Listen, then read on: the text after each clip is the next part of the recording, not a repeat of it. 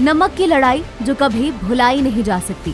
आजादी की किताब का सबसे अहम अध्याय है दांडी यात्रा। इससे महात्मा गांधी ने देश के आम नागरिकों को एक मंच पर लाकर अंग्रेजी सत्ता के सामने नई चुनौती खड़ी कर दी थी। अंग्रेज सरकार ने 1882 नमक एक्ट बनाकर जीवन जीने के लिए सबसे जरूरी चीज नमक पर टैक्स लगा दिया। यही चिंगारी आंदोलन की आग बन गई और इस आंदोलन के कल और आज का सच जानने हम पहुंचे दांडी।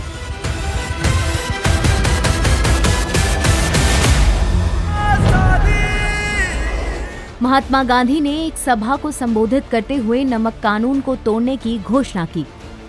12 मार्च को नमक सत्याग्रह की शुरुआत हुई। महात्मा गांधी ने 78 लोगों के साथ अहमदाबाद के साबरमती आश्रम से पैदल यात्रा निकाली, जो 5 अप्रैल को छोटे से गांव दांडी पहुंची।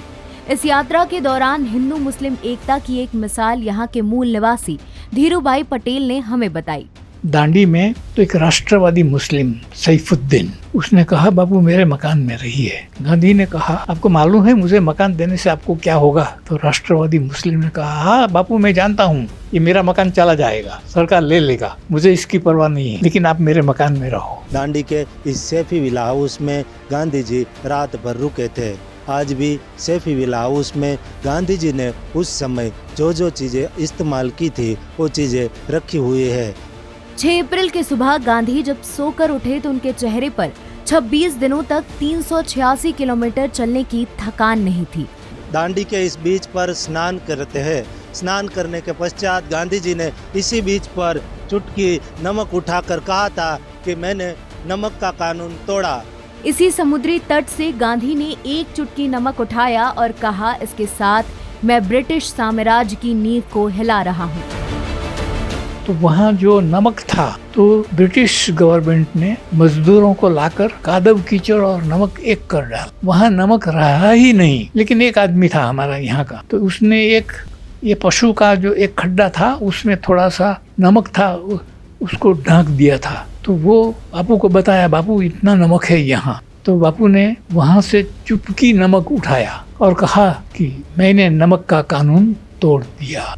इस यात्रा से अंग्रेज सरकार इतनी परेशान हुई कि सत्याग्रह को दबाने के लिए देश भर में 95,000 से अधिक लोगों को गिरफ्तार किया गया। दांडी के तट की भूगोल आज चेंज हो चुकी है। यहाँ पर आजकल नमक नहीं पकता, लेकिन साल्ट मेमोरियल में किस प्रकार से नमक का उत्पादन होता है वो दिखाने के लिए एक डेमो तैयार किया गया है। गांधी ने जैसे ही 6 अप्रैल को नमक कानून तोड़ा, भारत के बाकी हिस्सों में भी सविनय अवज्ञा आंदोलन शुरू हो गया।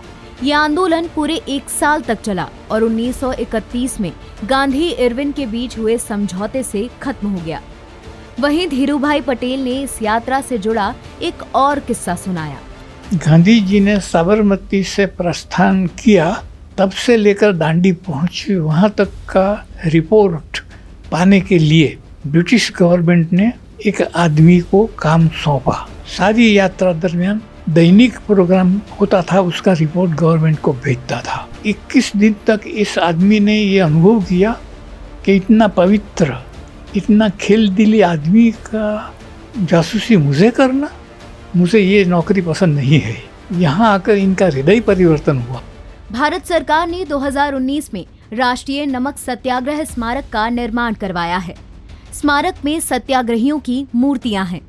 गांधी के आत्मनिर्भरता के विचारों के मुताबिक यहाँ 16 ट्री भी लगाए गए हैं। दांडी यात्रा इतिहास के पन्नों में दर्ज आजादी की यात्रा। क्योंकि सच करीब से दिखता है।